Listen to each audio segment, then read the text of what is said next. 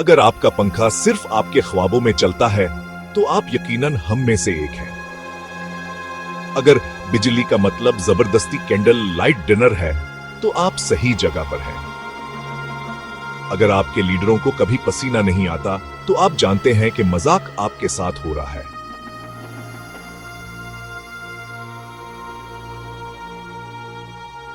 जरा तसव्वुर करें, सख्त गर्मी है, अरसलान का छोटा सा कमरा भट्टी बना हुआ है, कई घंटों से बिजली नहीं।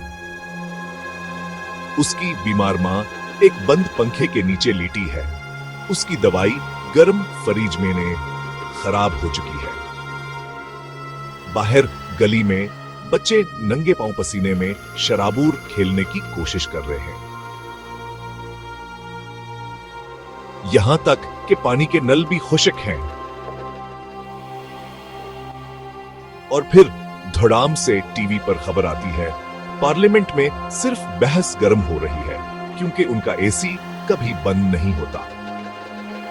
हारिस कड़वा हंसता है, जब तक उन्हें ठंडी हवा मिल रही है किसको परवाह है कि हम जिंदा हैं या नहीं। वो अपना दर्द रिकॉर्ड करता है, उसे पोस्ट करता है, वीडियो वायरल हो जाती है, ब्रेक टाइम पॉइंट का।